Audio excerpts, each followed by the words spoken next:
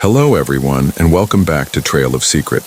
I hope you're all settled in with your favorite drink and ready for another spine-tingling story. Before we dive in, don't forget to like, comment, and subscribe. Let me know where you're watching from. I love hearing from you all. Now let's get into story number 1. It was a stormy winter night, and the wind howled like a restless spirit outside my apartment window. I had just wrapped up a long day at the office and decided to unwind with a late-night drive. There was something calming about cruising through the empty city streets, the dim glow of streetlights reflecting off the wet pavement. The route I chose led me to a stretch of road I hadn't driven on in years. It was an old highway just outside the city limits, surrounded by thick woods. This road had a reputation, a mix of urban legends and ghost stories that most people dismissed. But on that night, with the storm raging above, I found myself drawn to its eerie solitude. The rain was relentless, my windshield wipers working overtime to keep the glass clear. The world outside was a blur of black trees and silvery rain streaks. I turned the volume up on my playlist, hoping to drown out the unsettling quiet that seemed to press in from the darkness. As I drove deeper into the woods, I noticed something strange. The music on my car stereo started to distort, the familiar melody warping into a series of static-filled clicks and hisses. Frowning, I fiddled with the controls, but the noise only grew louder. Finally, the screen flickered and the music cut out completely. That's when I saw it, a figure standing in the middle of the road, illuminated by my high beams. My heart leapt into my throat as I slammed on the brakes, the tires skidding slightly on the slick asphalt. The figure didn't move, just stood there, shrouded in the rain. I squinted, trying to make out the details. It was a man, tall and thin, wearing what looked like an old-fashioned suit. His head was tilted downward, obscuring his face. For a moment I thought he might need help, but as I inched the car closer, an icy chill swept over me. His head snapped up suddenly, and I finally saw his face, or rather the lack of it. His features were completely blank, smooth and pale like a mannequin's. My breath caught in my throat as he raised a hand and pointed toward the woods. I don't know what compelled me to follow his gesture, but I turned my head to look. Through the dense trees, I caught a glimpse of something glowing, a faint blue light pulsing in the darkness like a heartbeat. When I turned back to the road, the man was gone. Panic surged through me, but my curiosity was stronger. Against my better judgment, I decided to investigate. Pulling over to the side of the road, I grabbed a flashlight from the glove compartment and stepped out into the rain. The cold wind bit through my jacket as I made my way toward the trees. The forest was unnervingly quiet, the usual sounds of rustling leaves and chirping insects drowned out by the storm. I followed the glow, my heart pounding with every step. The light grew brighter as I neared, and soon I found myself in a small clearing. At the center stood an old, decrepit phone booth, its glass panels fogged with condensation. The glow was coming from inside the booth, emanating from an old rotary phone. It rang just as I stepped closer, the sound sharp and jarring in the silent night. My first instinct was to run, but something rooted me to the spot. Slowly, I reached out and picked up the receiver. "Hello?" I whispered, my voice trembling. For a moment, there was only static. Then, a voice, low, distorted, and barely human, spoke on the other end. "You shouldn't have come here." My blood turned to ice. "Who is this?" "Leave," the voice rasped, "before it finds you." The line went dead, and the glow from the phone faded, leaving me in pitch darkness. My flashlight flickered, the beam growing weaker with each passing second. That's when I heard it. A low, guttural growl coming from the trees behind me. I didn't wait to see what it was. Dropping the flashlight, I sprinted back toward the road, the sound of heavy footsteps closing in behind me. My car was still running, the headlights cutting through the rain like a beacon. I threw myself inside and slammed the door just as something slammed into the side of the car, with enough force to make the whole vehicle shudder. I didn't look back. My hands shook as I shifted into drive, the tires spinning on the wet asphalt before finally gaining traction. I sped away, the sound of my own panicked breathing filling the car. The storm seemed to intensify as I drove, the rain lashing against the windows like angry fists. When I finally made it home, I parked the car and sat there for a long time. trying to process what had happened. The scratches on the side of the car were proof that it wasn't just my imagination, but I still had no answers. Who, or what, had I encountered that night, and what would have happened if I hadn't run? To this day, I avoid that stretch of road, especially during storms. But sometimes, late at night, I still hear the phantom ring of that phone echoing in the back of my mind. Story number 2. It was a quiet evening in late December, the kind of night where the world feels muted under a blanket of snow, and every sound is absorbed by the cold. I was staying in my family's old cabin, nestled deep in the woods, a place I hadn't visited since childhood. The cabin held fond memories of summers spent fishing and winters by the fireplace, but tonight, it felt different. The silence wasn't peaceful, it was oppressive. The cabin sat on the edge of a frozen lake, surrounded by dense pines. It had been years since I'd last been there, and although everything looked the same, there was an odd energy in the air, like the place had been waiting for me. The first sign of something strange was the wind. It wasn't the normal howl of a winter storm. It sounded almost like whispers. At first, I chalked it up to the isolation playing tricks on my mind. I'd been alone for 3 days with nothing but a fire and old books to keep me company. That night, as I settled into the armchair by the window, I noticed something unusual. Across the lake, near the tree line, a faint light flickered. It wasn't a campfire, nor was it the beam of a flashlight. It was cold and steady, like the glow of a lantern. I squinted, trying to make sense of it, but the distance made it hard to see. I told myself it was probably another cabin, though I knew ours was the only one for miles. Still, I didn't let it bother me. Not yet.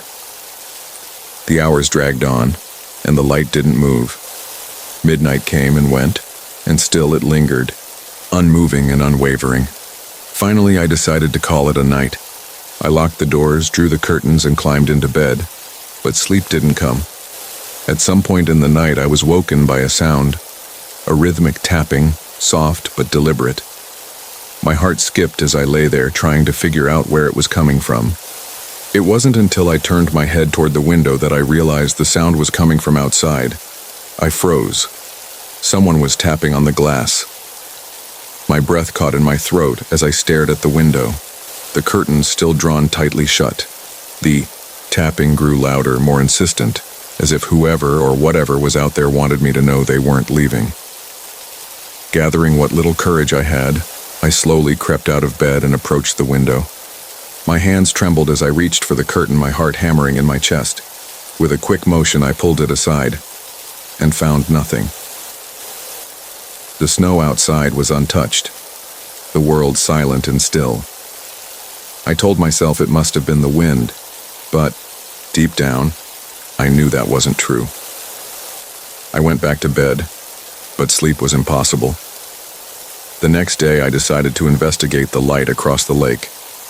I bundled up in my thickest coat, laced up my boots, and grabbed a flashlight. The snow crunched beneath my feet as I made my way across the frozen lake, the icy wind biting at my face. As I neared the tree line, I saw it, a lantern, hanging from a low branch. The sight was both strange and unsettling. Who had placed it there and why? I reached out to touch it, half expecting it to vanish like some kind of mirage, but it was real, cold metal against my glove. That's when I noticed the footprints. They led away from the lantern, deeper into the woods, faint but fresh. Against my better judgment, I decided to follow them.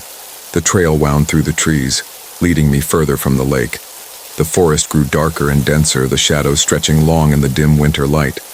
And then I saw it, a figure standing in the distance. It was tall and thin, with long, spindly arms that hung unnaturally low. Its back was turned to me, its head tilted as if listening to something I couldn't hear. "Hello?" I called out, my voice shaky. The figure didn't move. I took a step closer, and it began to turn.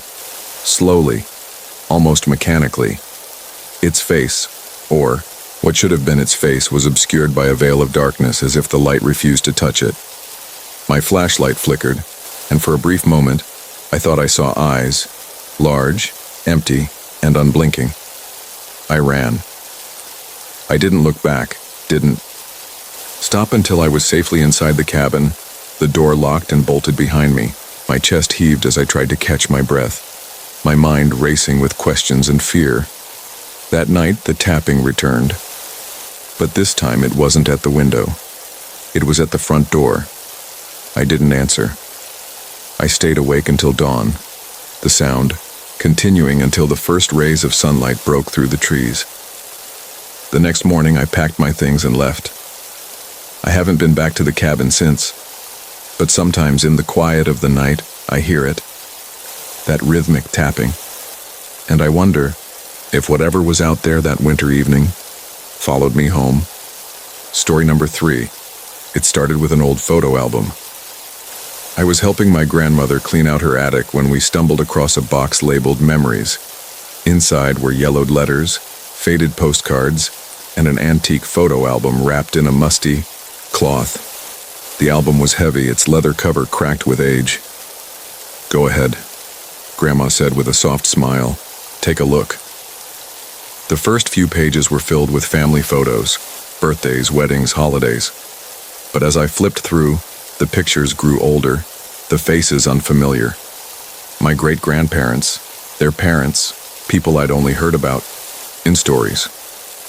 Then I came to a photograph that stopped me cold. It was a black and white image of a family picnic. The adults were seated on a blanket, smiling at the camera. The children were playing in the background, their laughter almost audible, even after all these years. But there, at the edge of the frame, was something that didn't belong. A shadow. It stood between two trees, tall and humanoid, its form darker than any shadow should be. It had no features, no discernible outline, just an unnatural void. "Who's that?" I asked, showing Grandma the photo. Her smile faltered. For a moment she didn't speak. Then she shook her head. "Must be a trick of the light," she said quickly, turning the page.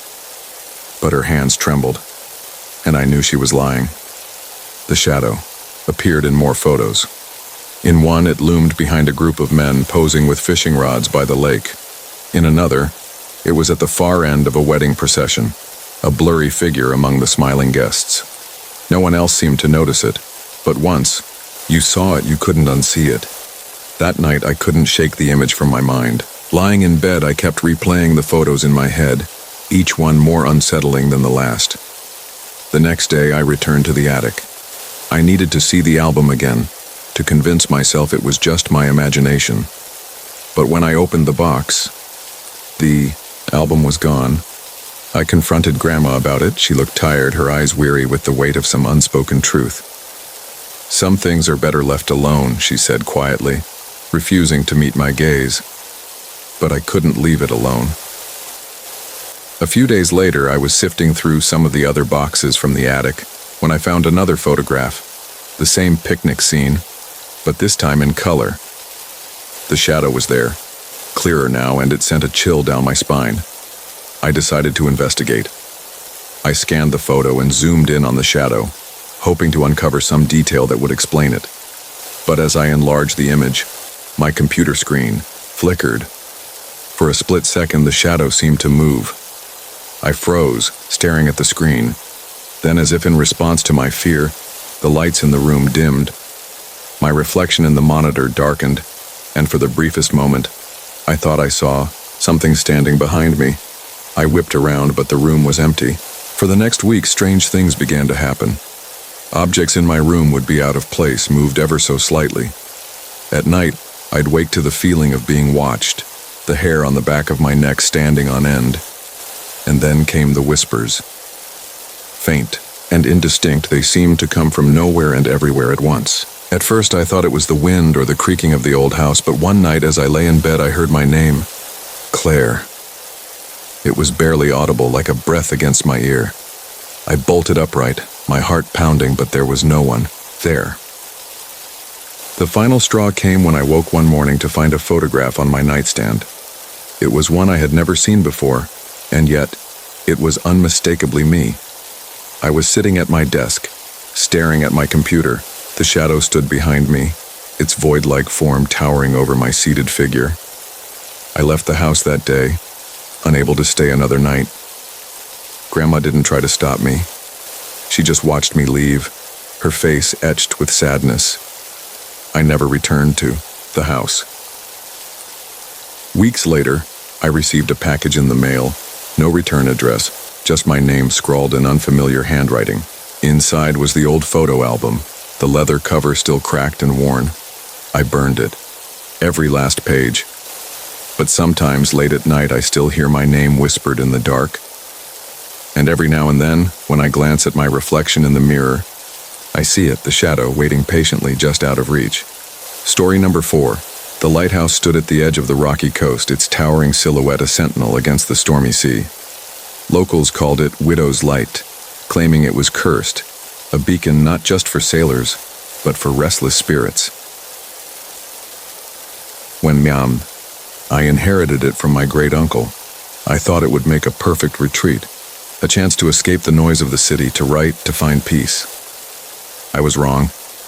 The first night the wind howled like a living thing, shaking the old windows. The light from the beacon swept rhythmically across the water, its beam cutting through, the dark like a knife. I lay in bed listening to the crashing waves when I heard it, faint rhythmic knocking. At first I thought it was a loose shutter, but the sound wasn't coming from the windows, it was coming from the spiral staircase that led up to the light. I grabbed a flashlight and climbed the creaking stairs, my pulse quickening with each step. The beam of my flashlight swept the narrow space, revealing nothing but peeling paint and rusted metal. The knocking stopped. Relieved, I descended the stairs, ready to dismiss it as the house settling. But as I reached the bottom, I heard it again, this time louder. Knock, knock, knock. I spun around, the flashlight trembling in my hand. The sound was coming from the top of the lighthouse now, near the beacon. I climbed back up, my breath shallow. The air grew colder with each step, an unnatural chill that bit through my sweater. When I reached the top, the door to the lantern room was ajar, the beam of the lighthouse slicing through the night. And there, in the corner of the room, was a figure, a woman in a long, tattered dress, her back to me. Her hair hung in damp strands down her back, and her pale hands clutched the railing as if she were about to throw herself into the sea. "Hello?" I called, my voice shaking. She turned slowly. Her face was as pale as bone, her eyes hollow and empty. But it was her mouth that froze me in place. It stretched unnaturally wide as if caught mid-scream, though no sound came out. I stumbled back, nearly dropping the flashlight. When I blinked, she was gone. The next morning I went into town to ask about the lighthouse's history. The locals were hesitant to talk, their faces shadowed with unease. Finally, an old man named Henry pulled me aside.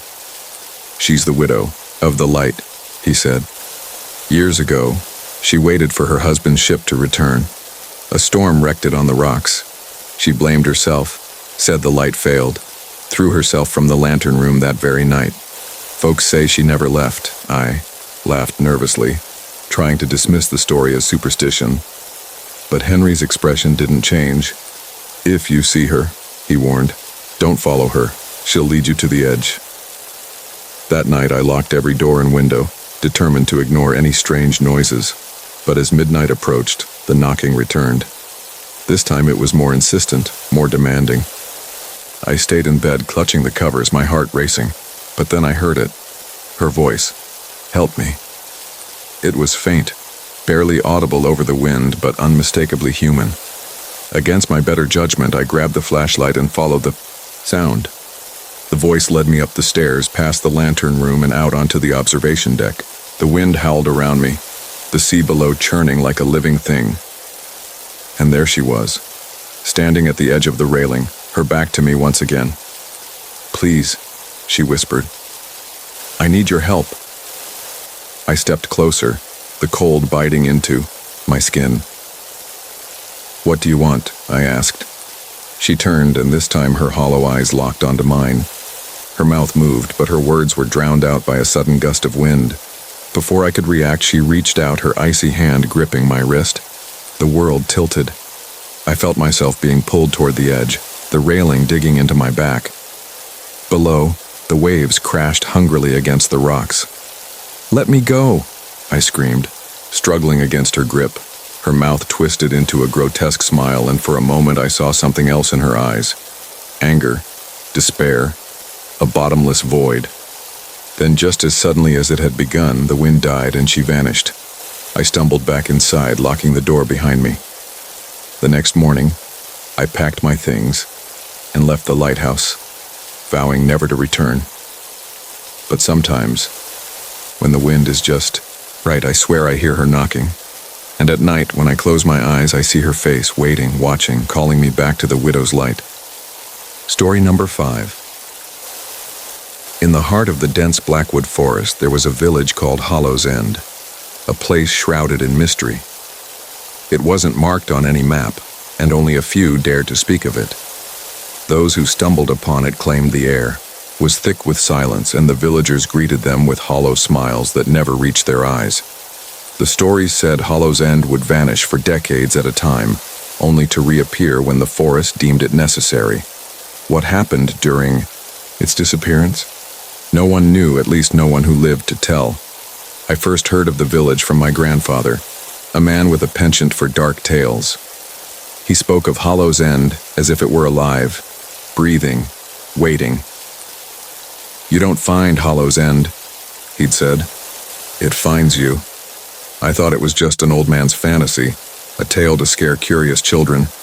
But years later, as a journalist hungry for a story, I couldn't resist when I stumbled upon a faded map with a handwritten note. "Beware the whispers." With little more than a flashlight, a notebook, and a camera, I ventured into Blackwood Forest one crisp autumn morning. The forest grew darker and denser the deeper I went. Twisted trees loomed overhead, their gnarled branches clawing at the sky.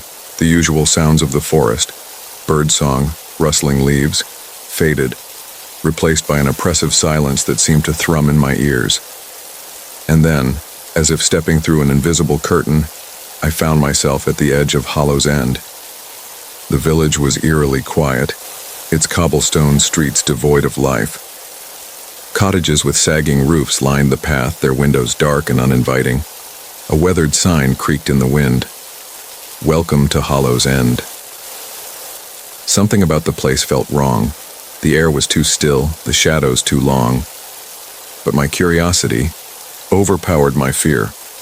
I walked cautiously through the village, snapping photos and jotting down notes. Each house looked abandoned, yet perfectly preserved, as if the residents had vanished mid-sentence. Plates of food sat on dining tables, long since rotted. A child's toy lay forgotten in the dirt. And then I saw them. People, or at least they, looked like people. They stood motionless in the shadows, their faces obscured. When I stepped closer, they melted into the darkness like smoke. "Hello?" I called, my voice echoing unnaturally. No answer. As the sun dipped below the horizon, a low hum began to fill the air, a sound that seemed to come from everywhere and nowhere at once. The villagers, or whatever they were, emerged, their faces illuminated by the flickering light of lanterns. They surrounded me in silence, their eyes empty voids. I backed away, clutching my flashlight, but they didn't move closer. Instead, they began to hum. It was a haunting, dissonant melody, like a lullaby sung by broken voices. The sound wormed its way into my mind, growing louder and louder until it was all I could hear. I dropped to my knees, clutching my head, trying to block it out. Through the haze of sound, I heard a voice. "You shouldn't have come." It was a woman, her voice clear and sharp like the crack of ice. I looked up to see her standing apart from the others, her pale face framed by dark windswept hair. "What is this place?" I managed to choke out. Her eyes softened, filled with an unbearable sadness. "This is Hollow's End, a prison, a curse, and now it's yours." The villagers began to chant, their voices rising in a deafening crescendo. The ground beneath me trembled, the air growing heavier with each passing second. "No!" I screamed, but it was too late. The world around me twisted and blurred, the village collapsing in on itself. I felt myself being pulled into the ground, swallowed by the very earth. When I awoke, I was alone. The village was gone, replaced by an unbroken expanse of forest. My camera and notebook were nowhere to be found, and the only evidence of my journey was a single tattered piece of paper in my pocket. It read, "Beware the whispers." I left Blackwood Forest that day, vowing never to return.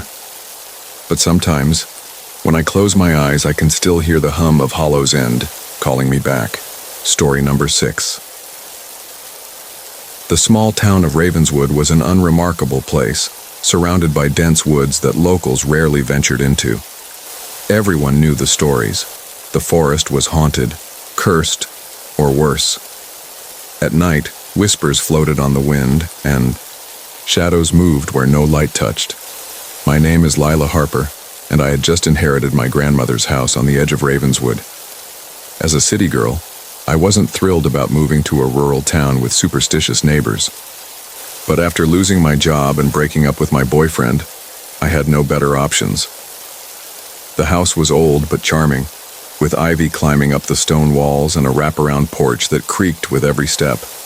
It felt like stepping into another time, a place forgotten by the modern world. In the attic, I found a dusty leather-bound journal.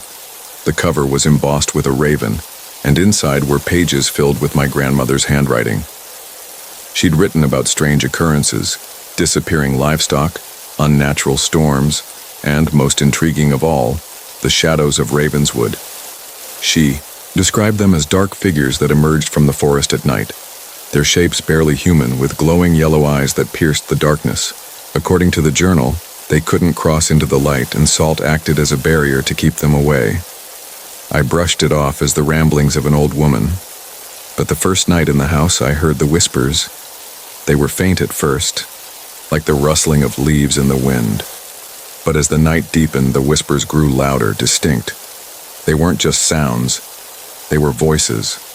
"Come, Lila, come to us." The hair on the back of my neck stood on end.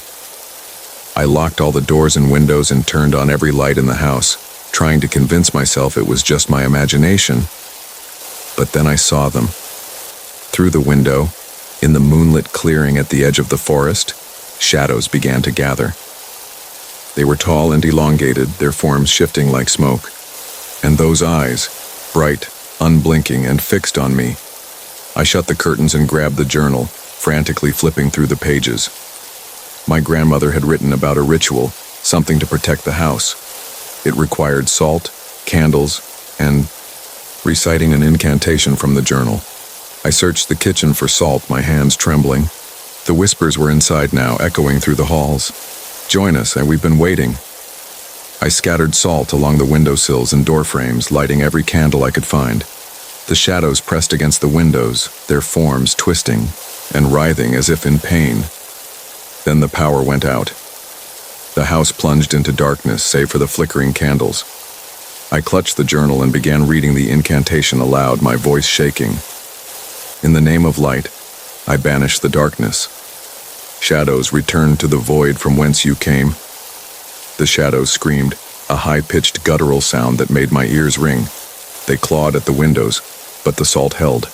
One by one, they dissolved into the night, leaving only silence behind. The power returned as dawn broke, bathing the house in soft golden light. I sat on the floor, exhausted but alive. The next morning, I packed my bags and left Ravenswood. Before I drove away, I poured a circle of salt around the house and left, the journal on the kitchen table. Whatever the shadows of Ravenswood were, I wasn't staying to find out if they would return. But sometimes when I'm alone at night, I swear I can still hear their whispers. Story number 7. It was a cold, rainy night when I took the graveyard shift as a cab driver in Haven City. The streets were slick with rain, and the usual hustle of the day had been replaced with an eerie stillness. I never liked working nights, but the extra pay was hard to pass up. Around 1 a.m., I got a call to pick someone up on the outskirts of town near Blackthorn Cemetery. It was an odd location, no houses, just rows of gravestones and the dense woods beyond. But a fair was a fair. I arrived at the cemetery gates and saw a figure standing under a flickering streetlight. A woman in a long, dark coat, her head bowed as if she were shielding her face from the rain. Her hair was wet and clung to her pale skin. She didn't have an umbrella. I rolled down the window. "Need a ride?"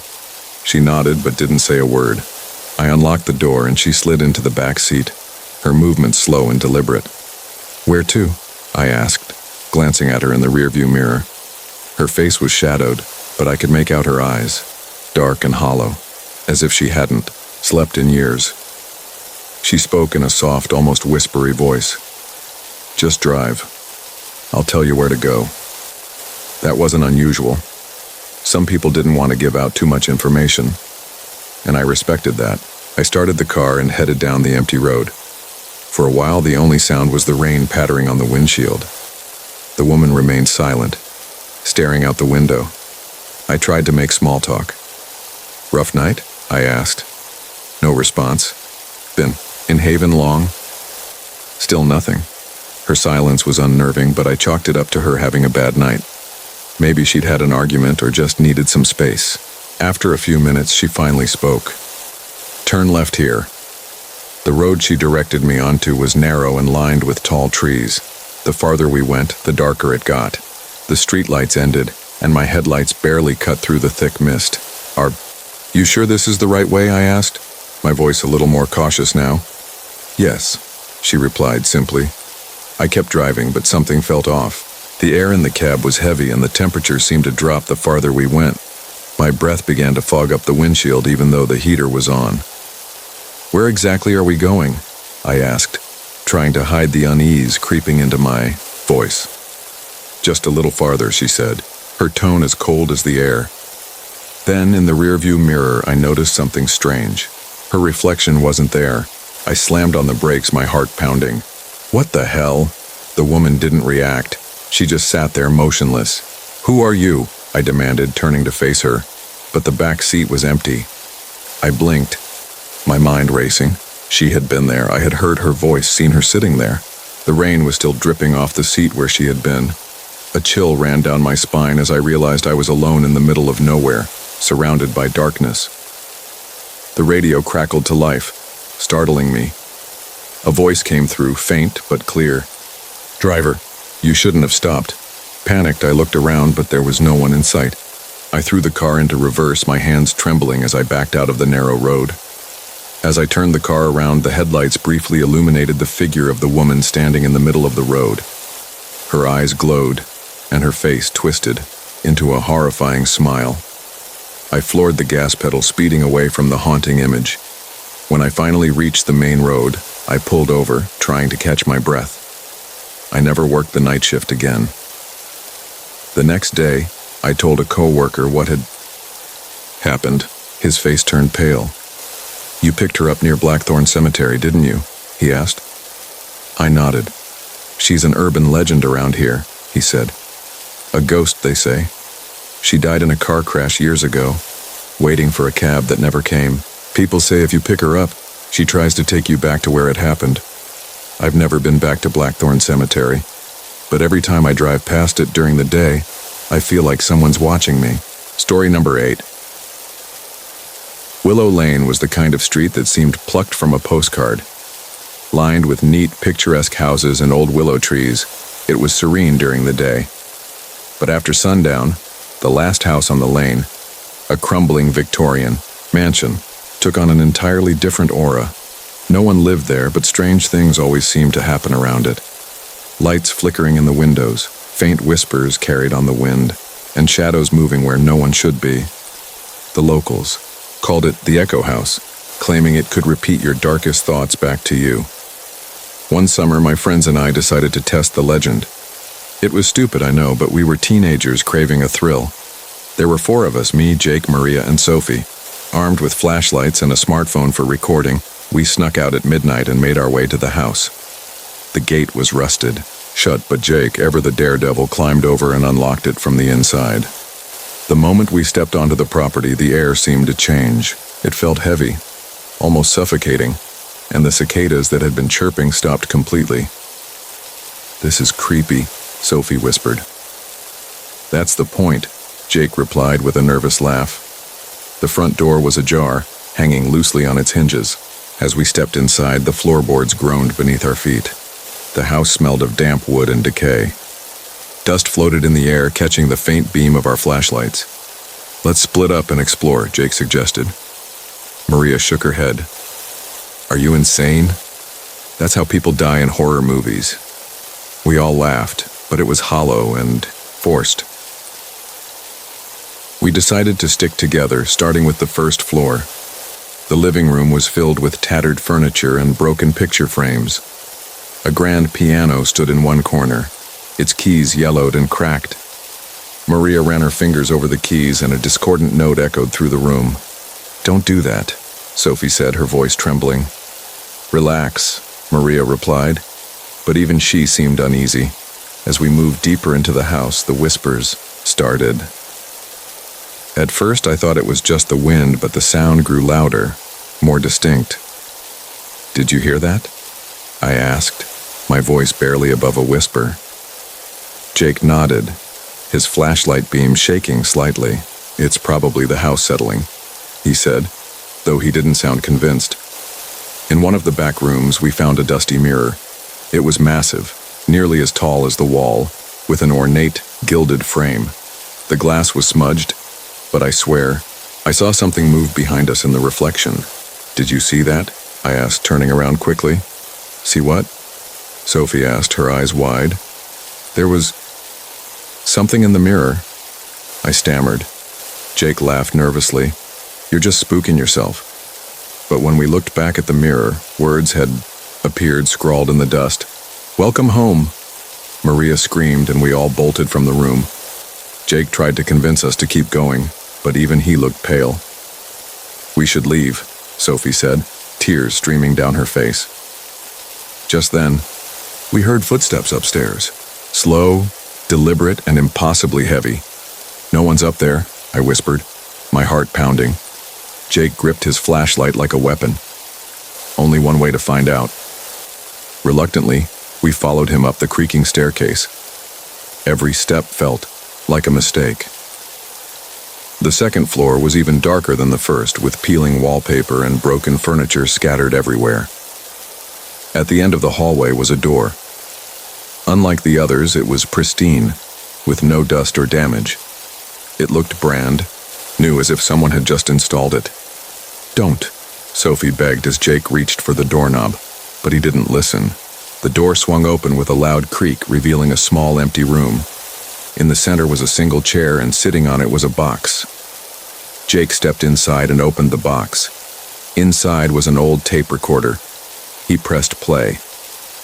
At first there was static, then a voice, cold, raspy, and unmistakably ours. "Welcome to the Echo House. You should have stayed away." We froze as the voice continued, reciting our names one by one. Jake, Maria, Sophie, and you. The last word wasn't spoken, it was whispered directly into my ear. I turned around, but no one was there. The door slammed shut, trapping Jake inside. We pounded on it, screaming his name, but the whispers drowned us out. When the door finally creaked open, the room was empty. The chair was gone. The box was gone. And so was Jake. We ran out of the house and didn't stop until we were back on the street. We called the police, but they found nothing. No Jake, no chair, no tape recorder. To this day, I don't know what happened to him, but every now and then when I'm alone, I hear his voice. It always says the same thing. You should have stayed away. Story number 9. It was a typical Friday evening when my friends and I decided to take a road trip up to the mountains. We were craving adventure, and what better way to spend the weekend than in a cozy cabin, surrounded by the serenity of nature. Little did we know that the peaceful woods held a secret that would change everything. We arrived at the cabin just as the sun was dipping below the horizon, casting the sky in hues of orange and pink. The air was crisp, and a gentle breeze rustled the leaves of the towering trees that surrounded us. The cabin was tucked away at the edge of a dense forest, isolated but picturesque, just what we were looking for. The first night was calm, almost too calm. We spent hours around a crackling fire, telling stories and laughing under the starlit sky. But as the evening wore on, I began to feel an odd sense of unease creeping in. Something wasn't quite right. The woods, which had seemed so beautiful and peaceful when we arrived, now felt oppressive. The wind whispered through the branches in a way that sent a chill down my spine, though it wasn't particularly cold. "It's just the isolation playing tricks on you." Maria, one of my friends, laughed when I mentioned it. "It's perfectly normal to feel a little weird when you're out here." But the more I tried to dismiss it, the more I felt the sensation growing stronger. I couldn't shake the feeling that we weren't alone. Around midnight, as we were sitting in the living room, I heard it. Faint at first, almost like a wind through the trees, but it became clearer the longer I listened. A whistle. It wasn't the gentle sound of a breeze through the leaves. This was deliberate. A single, sharp note followed by another and then another. Each whistle was followed by a long pause, and then it would repeat. It was as if someone was standing just beyond the tree line, waiting. I tried to ignore it, but the others must have heard it too. Their expressions shifted from casual to confused. "What is that?" Jake asked, glancing out the window. "I don't know," I replied, my voice barely above a whisper. "It's not an animal. It sounds like someone's whistling." We all stood up and moved toward the window, our eyes scanning the trees, but there was nothing there. Just the dense blackness of the forest stretching out beyond the reach of the cabin's light. "We're probably just hearing things," Maria said, trying to brush it off. But I could tell she was just as uneasy as I was. We decided to head to bed, hoping a good night's sleep would clear our minds. But that whistle didn't stop. It continued, rhythmic and haunting, cutting through the stillness of the night. I pulled the blankets over my head, trying to block out the sound, but it seemed to get louder, closer, as though whoever or whatever was out there was moving around the cabin. Then it stopped. Complete silence. I thought maybe it was over, but that silence felt even worse. The hairs on the back of my neck stood up, and I couldn't shake the feeling that something was waiting in the dark. I heard footsteps outside, slow, deliberate steps, and then that whistle again, closer than ever. The sound was so sharp it seemed to pierce the silence of the night, echoing in my ears. It was coming from the woods, but this time it wasn't far off. It was as if the person or thing was right at the edge of the cabin. My heart raced. "Did you hear that?" I whispered to Maria, who was lying in the bed next to me. She nodded, her eyes wide. "What is that?" "It sounds like someone's right, outside." Before I could respond, we heard the sound of something heavy pressing against the door. The cabin seemed to creak in protest, as though something, or someone, was pushing on it. My pulse was pounding in my ears. I motioned for everyone to stay silent. The whistling stopped, but the footsteps continued, moving slowly around the cabin.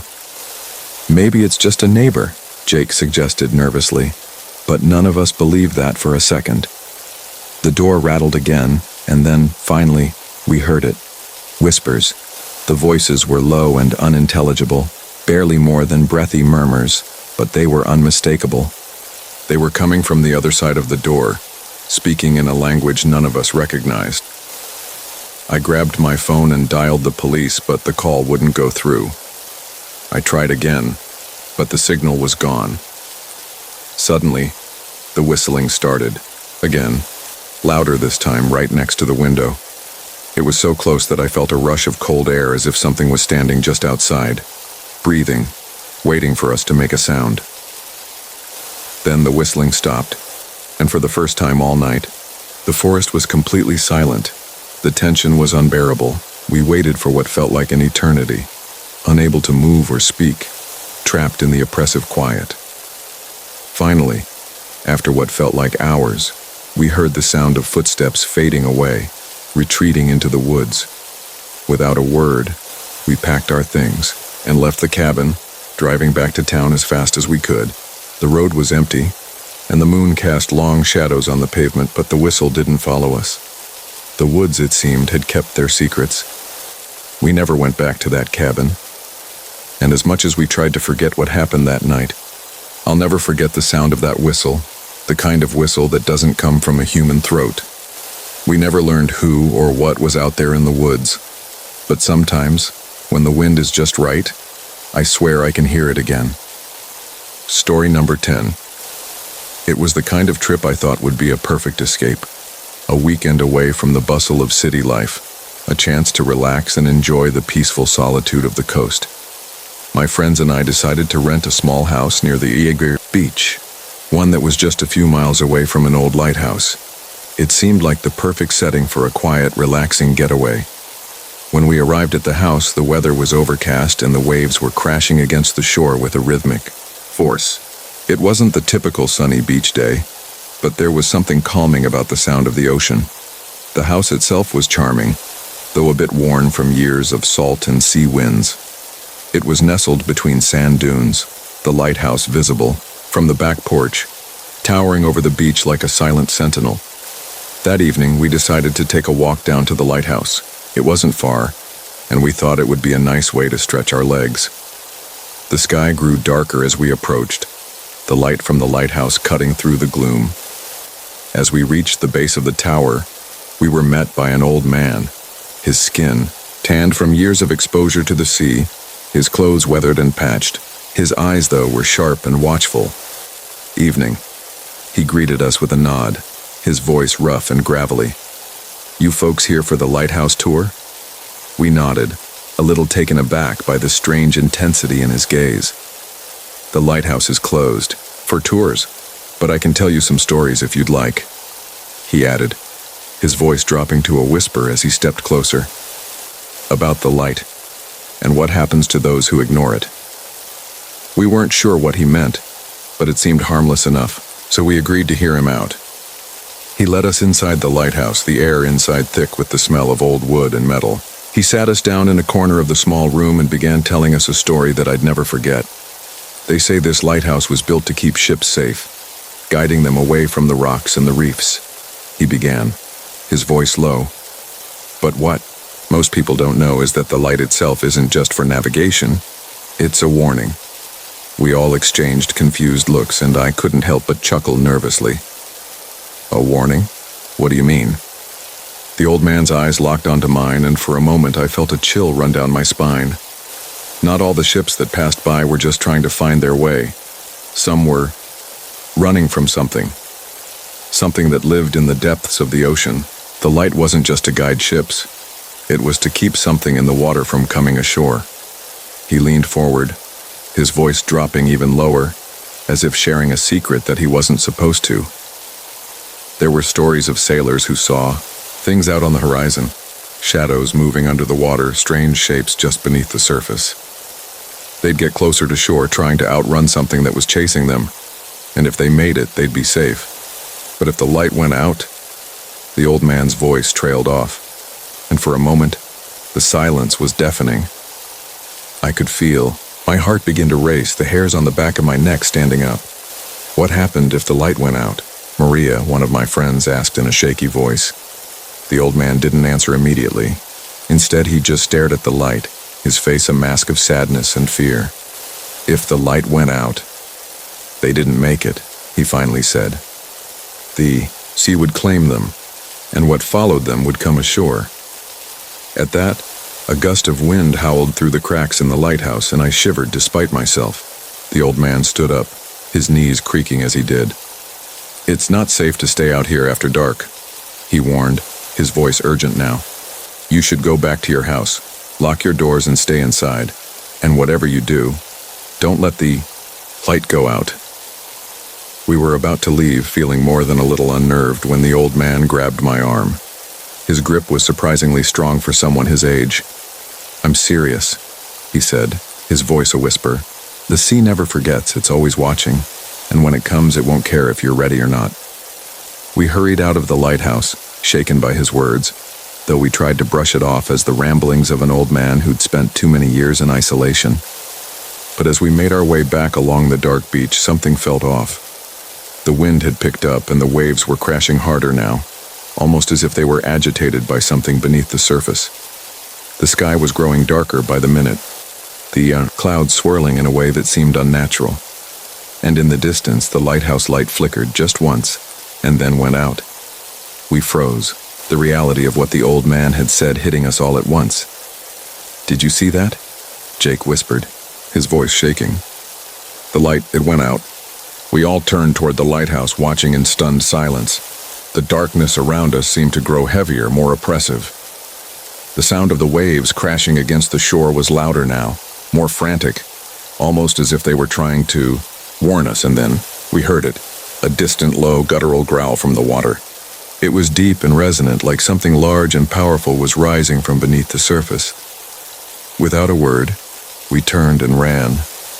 The wind was so strong now that it felt like it was pushing us forward, urging us to get to safety. As we reached the house, we could hear the crashing of waves growing closer, louder, and then, just as quickly as it had started, everything went silent. We locked ourselves inside, staring out the windows as the wind howled around us, but nothing ever came. The next morning, the lighthouse was back on, its beam shining brightly across the beach as if nothing had happened. We never saw the old man again, and the locals we asked about him seemed to know nothing of his existence. But I know what I heard, and I know what he warned us about. To this day, whenever I pass by the coast, I can't help but glance at the lighthouse and wonder if it's still keeping watch, waiting for something to rise again from the depths. Story number 11. The town of Everbrook was small, tucked away in a valley surrounded by ancient forests that stretched as far as the eye could see. It was the kind of town where everyone knew everyone, and the air always seemed to carry a quiet, peaceful hum. But there was one thing that always unsettled me about Everbrook: the woods. The forest surrounding the town was beautiful, filled with towering trees and lush greenery. But there were rumors, whispers among the townspeople that the forest had a life of its own. People would say that at night, if you ventured too deep into the woods, you could hear voices, soft, seductive whispers that called to you, beckoning you to follow. Some said it was the wind, others claimed it was the trees themselves. But I always felt there was something more to the stories.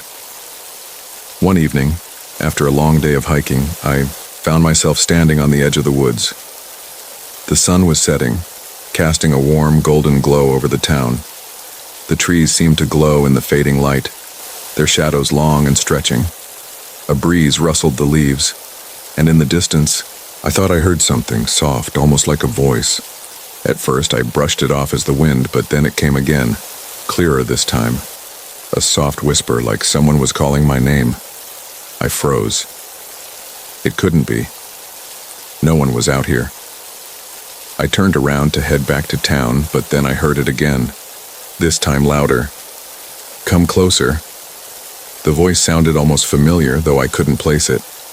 Against my better judgment, I took a step forward, then another, until I was standing just beyond the tree line. The trees felt different here, darker, more alive. The whispers grew louder, but there was a strange cadence to them, almost like a song. I continued walking, drawn deeper into the woods, until the path I had been following disappeared behind me, swallowed up by the thick underbrush. It was then that I noticed how still the forest had become. The usual sounds of birds and rustling leaves had disappeared, replaced by the soft murmurs that echoed through the trees. And then I saw it. Through the gaps in the trees, there was a faint glow, shimmering through the branches like a lantern. It beckoned me forward, and I couldn't resist. The whispers grew more intense, urging me to come closer. I had to see what was causing that light. My feet moved faster, my breath quickening as the light grew brighter. Finally, I broke through the trees and found myself standing in a clearing. In the center was a small ancient stone altar, covered in vines and moss. The light I had been following came from a small glowing crystal that rested atop the altar. It pulsed softly, casting an eerie, ethereal glow around the clearing. The whispers were deafening now, a chorus of voices that seemed to come from every direction. And that's when I saw them. Figures emerging from the shadows, their faces hidden beneath hoods and cloaks. They moved silently as if they were part of the forest itself, their presence almost ghostly. One of them stepped forward, a tall figure with a long flowing cloak. Their voice was the one I had been hearing, the one that called my name. "Welcome," the figure said, their voice smooth and hypnotic. "You have found it just as you were meant to." I took a step back, suddenly aware of how strange the situation had become.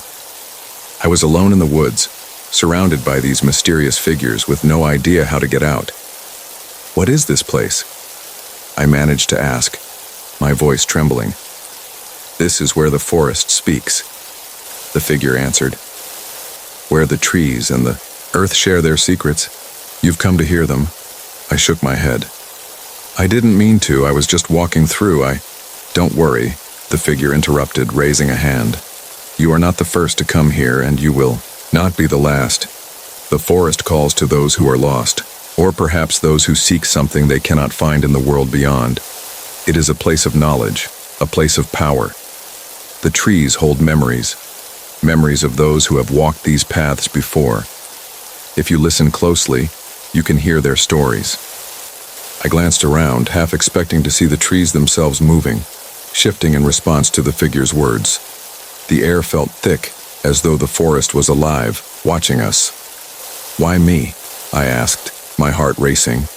"Why now?" The figure smiled, but there was no warmth in it. "The forest chooses, and you were chosen. You were drawn here for a reason."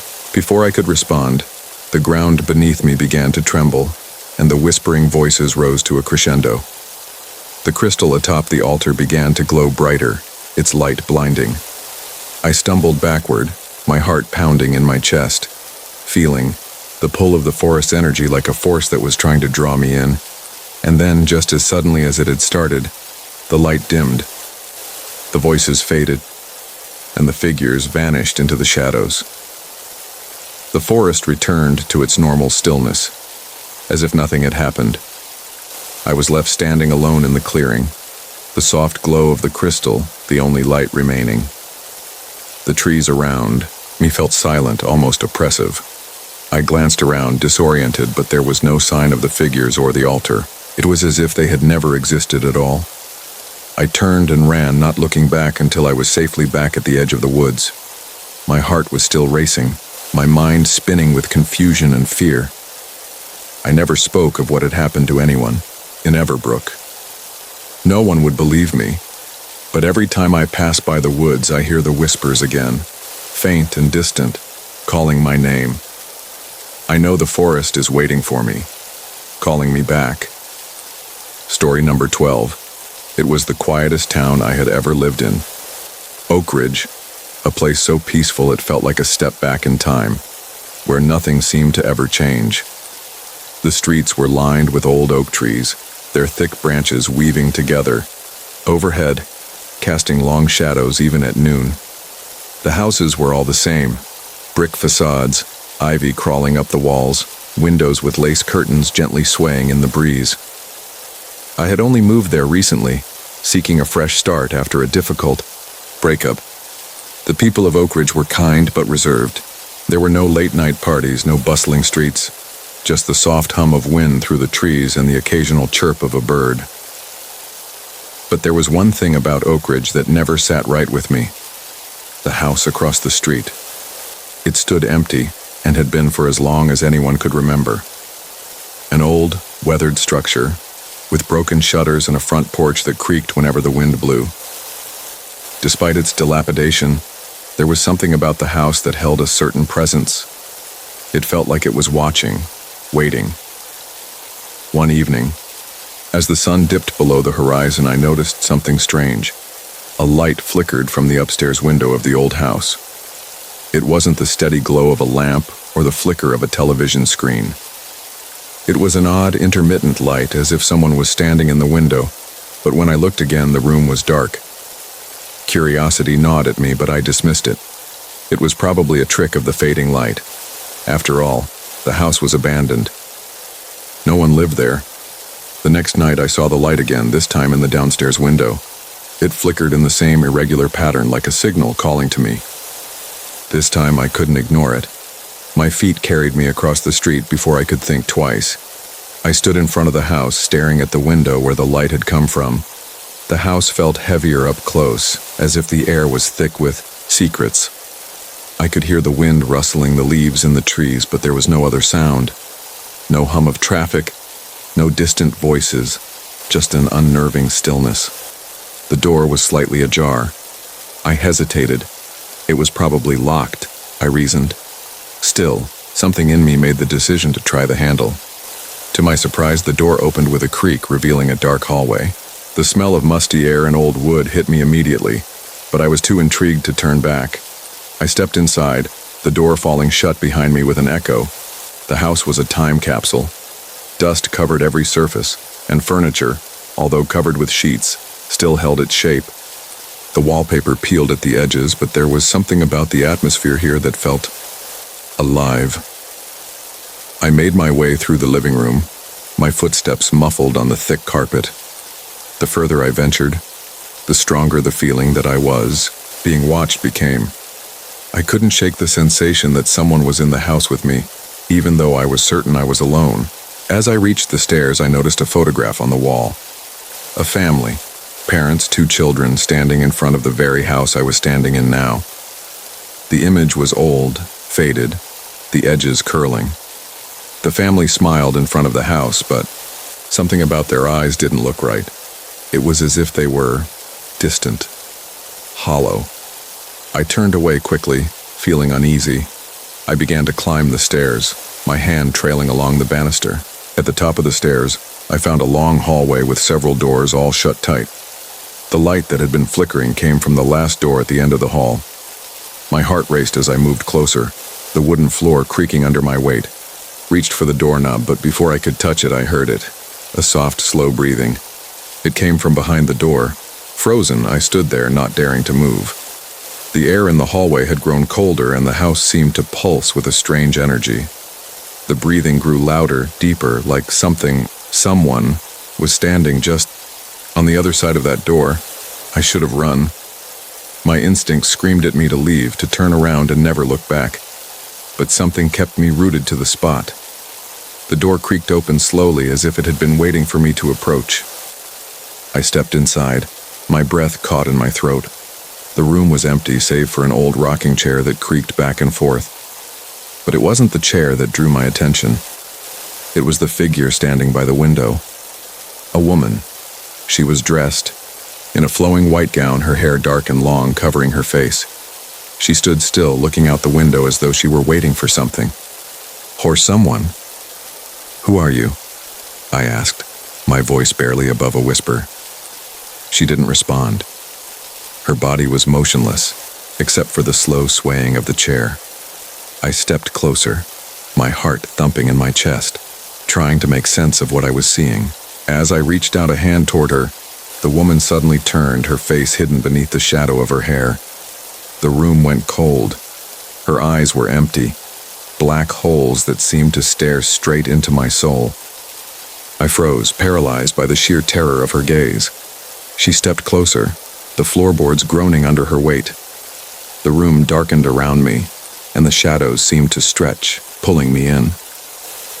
I backed away, but the door slammed shut, trapping me inside.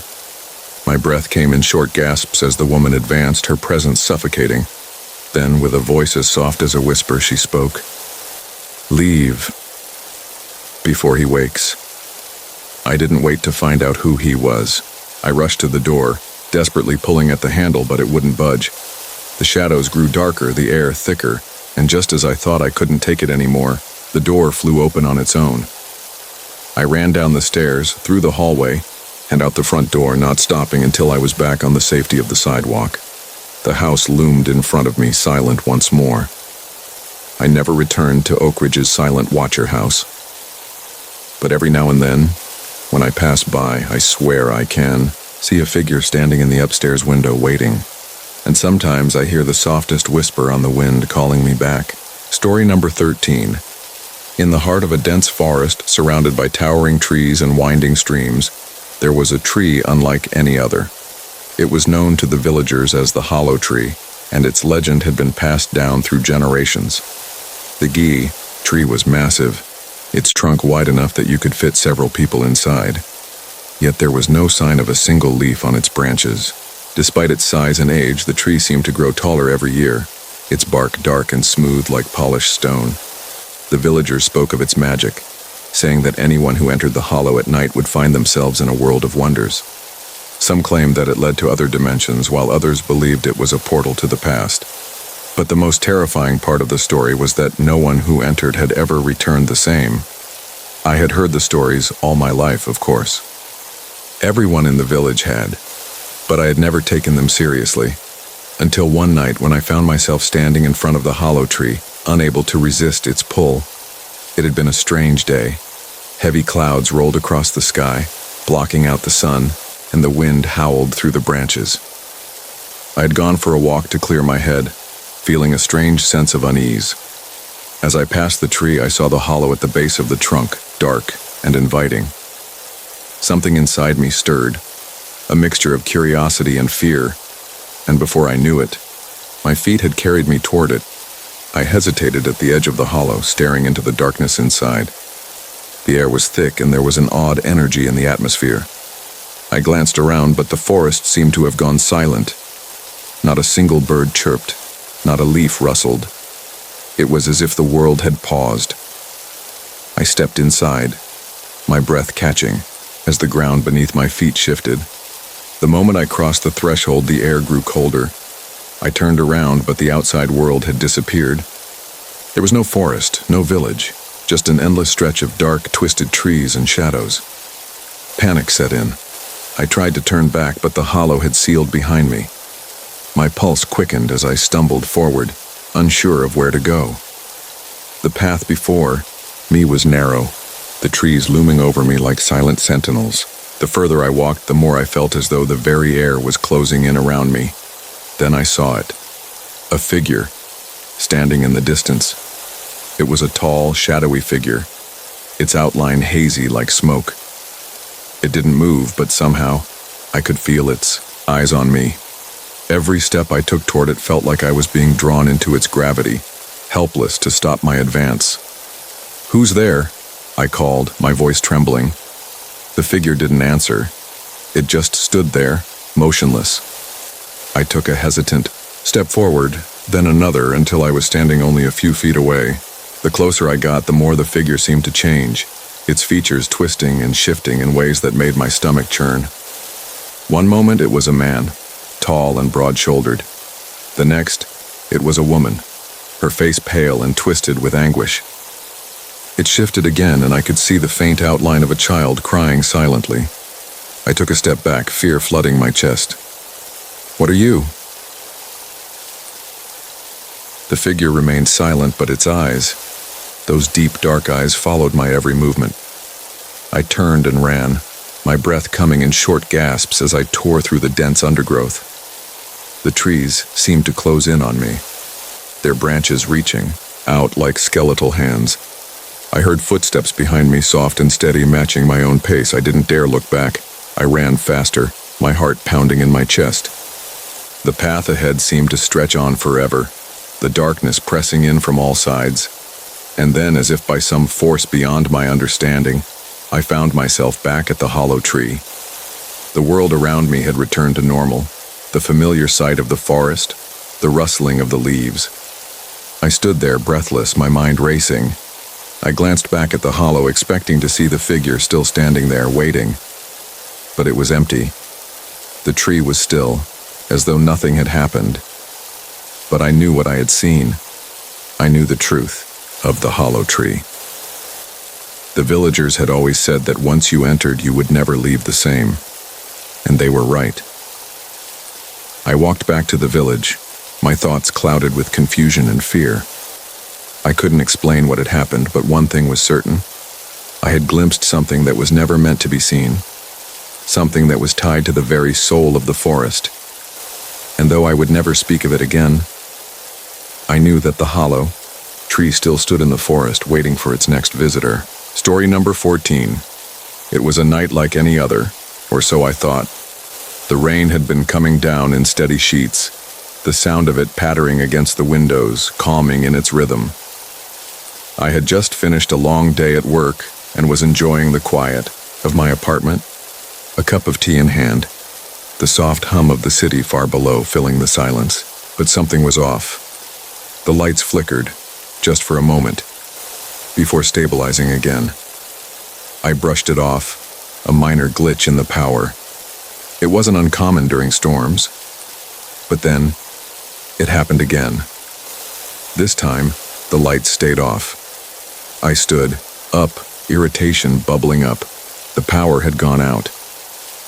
I went to the kitchen to grab a flashlight, but as I flicked it on, I noticed something strange. The light from the flashlight wasn't casting any shadows. It was as if the entire room had absorbed the light, leaving everything unnervingly dark. A chill ran down my spine. I walked back to the living room, the flashlight beam cutting through the oppressive blackness. Something was wrong. The air felt heavy, like it was pressing in on me from all sides. The room seemed smaller, the space stretching and shrinking in strange ways, and there was an odd sensation, like something was watching me, waiting for me to make a move. I tried to shake it off, but my heart was racing. Then I heard it, a soft tapping sound coming from the window. Slowly, I turned the flashlight toward the source of the noise. The glass was fogged up, but as the light hit it, the fog seemed to clear. At first, I thought it was just condensation from the storm outside. But when I looked closer, I saw something else. A figure. A face, pressed against the glass, its eyes wide and staring, unblinking. I froze. The figure didn't move, didn't blink. Just stood there staring, a pale face surrounded by dripping dark hair. I backed away slowly, my mind racing. The figure didn't make a sound, but I could feel its gaze on me, heavy and unnerving. My heart pounded in my chest as I fumbled for the phone in my pocket. When I glanced back at the window, the figure was gone, but I didn't feel relieved. No. The silence that followed was worse somehow. The kind of silence that presses down on you, thick and suffocating. I stood there, unsure of what to do next, the flashlight trembling in my hand. Then the light flickered again. I looked up, and for a brief moment I saw the face in the corner of the room. It wasn't outside anymore, it was inside, standing just beyond the edge of the beam. I couldn't move. Fear locked my body in place as the figure inched closer. Its face was gaunt, hollow, like something not quite human. Its eyes, wide and black, glinted with an unnatural cold gleam. The skin of its face seemed too smooth, too perfect, like it had been carved out of porcelain. Who are you? I whispered, barely able to make a sound. It didn't answer. It just stood there, its eyes never leaving mine. Then slowly it began to move. Every step was slow, deliberate, as if it knew it had all the time in the world. I couldn't take my eyes off it, paralyzed by fear. But then, the light flickered again, this time staying off completely. The room was plunged into darkness, and in the blackness I heard a voice. It was soft, almost a whisper, but unmistakable. Not alone. My breath caught in my throat. I stumbled back, my legs shaky as I tried to reach the door. My hands were shaking, fumbling for the handle, but it wouldn't open. I yanked at it, panic rising, and that's when I heard the footsteps. Slow, steady, and far too close. I turned, desperate for the flashlight, but it had fallen to the floor. The room was completely dark. There was no light, no escape. Only the sounds of my frantic breaths and the footsteps drawing nearer. And then, just as quickly as it all began, the lights flickered back on. The room was empty, completely still. No face at the window, no figure in the corner. Just the normal, mundane surroundings of my apartment. But my heart was still racing, my mind struggling to comprehend what had just happened. I bolted to the door and stepped outside into the hallway, desperate to get away from that room, from whatever had been lurking there. I didn't know if it was real or just my mind playing tricks on me, but something told me I would never feel safe in that apartment again. The next day, I moved out. I never found out what that figure was. And as for the lights, I never saw them flicker again, but sometimes when I'm alone in the dark, I still hear the whisper, "Not alone." Story number 15. It was a quiet, foggy morning when I first noticed it. The kind of morning where the world feels like it's wrapped in a soft blanket of mist, where the horizon is a blur, and the only sound is the soft rustle of trees swaying in the wind. I had just moved into an old house on the edge of town, a charming but worn-out place with creaky floorboards and a history I couldn't ignore. People had told me it was a great deal for the price, but I had no idea just how strange the house would turn out to be. The house had an antique mirror in the hallway. It wasn't particularly big, but its frame was intricate, ornate with a gold leaf design, and the glass was old, slightly cloudy. It stood just opposite the staircase, so you couldn't avoid it when walking through the hallway. I noticed the reflection of the house looked different in that mirror, darker somehow, even though the hallway was well lit. At first, I chalked it up to the age of the glass or maybe the way the light hit it, but I couldn't shake the feeling that something was off. The reflection didn't quite match reality. The shadows in the mirror seemed deeper, like they had a life of their own, and no matter what time of day it was, there was always something wrong about it. One evening, after a long day of unpacking, I stood in front of the mirror, tying my shoes. My reflection was a little too sharp, a little too still, and I caught something in my peripheral vision that made my heart race. A figure, a man, standing just behind me. I whipped around, but there was no one there. The hallway was empty, save for the boxes stacked against the walls. My pulse quickened as I glanced back at the mirror. The man was still there, standing right behind me. He wasn't tall, but he was slender with sharp features, too sharp, like something out of a nightmare. His eyes were wide and unblinking, and there was a coldness about him that made the air feel colder. I backed away from the mirror, my breath shallow, my hands trembling. My first instinct was to leave the house, to run, but I stayed, frozen in place, staring at the reflection. The figure didn't move, not even a flicker of life. But as I watched, something shifted. The man raised a hand and pressed it against the glass of the mirror, and the moment he did, I felt an odd pressure in the room, like the space itself was being compressed. I didn't know what to do. I turned off the light and left the hallway, but I could still feel the weight of his presence. It lingered, pressing down on me like a fog. That night I couldn't sleep. Every time I closed my eyes, I saw his face, those wide, empty eyes staring at me from the dark. I kept hearing a faint whispering, like the sound of someone calling my name, but when I opened my eyes, the house was still and silent. The more I tried to ignore it, the louder the whispers became, until they were all I could hear.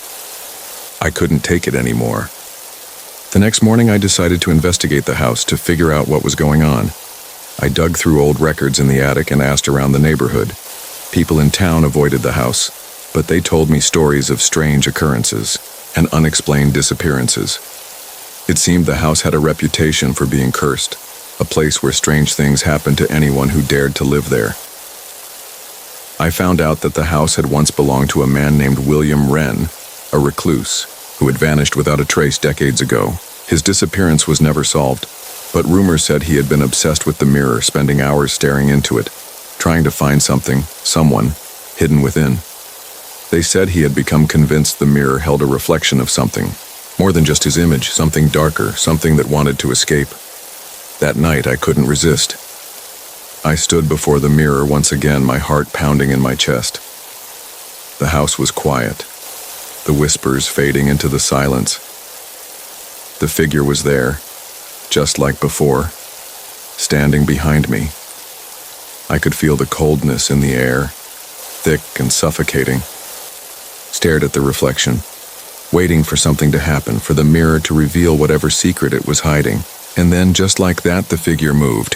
He reached out, his hand sliding through the glass like it wasn't even there, his fingers cold and pale. My breath caught in my throat as I stepped back, my legs shaking. The man in the mirror began to pull himself out inch by inch, his body emerging from the glass. And as he did, I saw something in his eyes, a hunger, a desperation. I couldn't move. The fear gripped me, paralyzing me in place. The man's hand was outstretched toward me, his cold fingers brushing against my skin. I tried to scream, but no sound came out. His touch was freezing, and as his other hand reached, through the mirror I realized he wasn't just a reflection. He was the mirror. In one swift motion he lunged at me and everything went black. The next thing I knew, I was standing in the hallway. But something was wrong. The house felt different. It was darker, colder. And when I looked at the mirror, I saw it. I wasn't standing in front of it anymore. I was inside it, staring out at the empty hallway, my own wide, unblinking eyes reflecting back at me. And I understood now, the mirror doesn't show your reflection, it traps you inside. That's it for tonight's stories. If you enjoyed it, don't forget to like and subscribe, and let me know your theories in the comments. Until next time, stay safe and remember, some mysteries are better left unsolved.